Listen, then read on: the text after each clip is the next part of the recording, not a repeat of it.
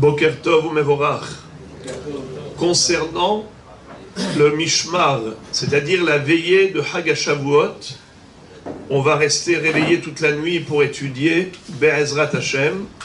La question se pose concernant les brachot de ce qu'on appelle Birkot HaShahar. Tous les matins, avant la tfila, on récite la série de bénédictions que les Chachamim ont instituées, les 22 Birkot HaShahar, dont Birkot HaTorah, c'est-à-dire les brachot qu'on doit réciter avant d'étudier la Torah. Il y en a 3. Asher kideshanu b'mitzvotav et tzivanu al divrei Torah, ve'ha'arevna Hashem Elokeinu, Baruch ata Hashem hamelamed Torah le'amo Israël, et ensuite Baruch ata Hashem asher bachar banu mikol ha'amim ve'natan lanu et Torato, Baruch ata Hashem noten haTorah. Ça s'appelle Birkot HaTorah. Et on n'a pas le droit d'étudier tant qu'on n'a pas récité ces brachot. Et également Netilat Yadaim. Il y a la bracha de Al Netilat Yadaim lorsqu'on s'est lavé les mains. Question, qu'en est-il pour quelqu'un qui n'a pas dormi? Une personne qui a veillé toute la nuit et le matin, elle s'apprête à faire Shaharit. Est-ce qu'elle doit réciter Birkot HaShahar? Alors, il y a, comme je viens de dire justement, ces 3 catégories de brachot. Al Netilat Yadaim, c'est un traitement à part. Les autres Birkot HaShahar et Birkot HaTorah. Pour les Sfaradim, je vais parler des Sfaradim, il y a 2 minhagim concernant les Birkot HaShahar. Je ne parle pas de Birkot HaTorah. Je ne parle pas de Al Netilat Yadaim. Je parle des autres Birkot HaShahar. Là, il y a 2 minhagim. Il y a le minhag selon la Kabbalah. Non, après ça, Max. Après. Il y a le minhag d'après la Kabbalah et il y a le minhag d'après le Pshat.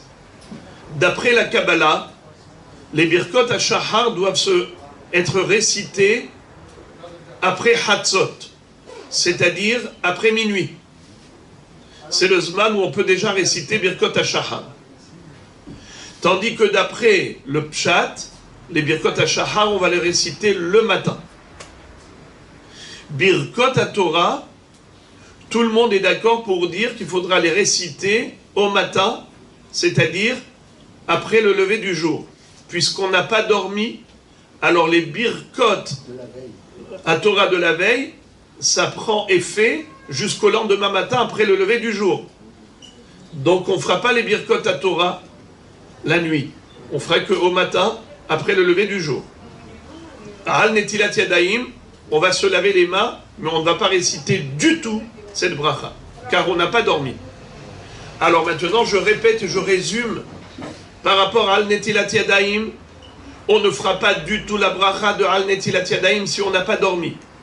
On se lavera les mains le matin après le lever du jour, mais sans bracha. Concernant Birkot HaTorah, on les fera le matin après le lever du jour. Tandis que Birkot HaShahar, 2 minhagim. Soit le minhag d'après la Kabbalah, on récite les Birkot HaShahar après Hatzot, après minuit. Soit le minhag d'après le Pshat, c'est le matin, après le lever du jour, on récite toutes les Birkot HaShahar, sauf Al Netilat Yadaim. Encore un détail, c'est que... S'il vous plaît.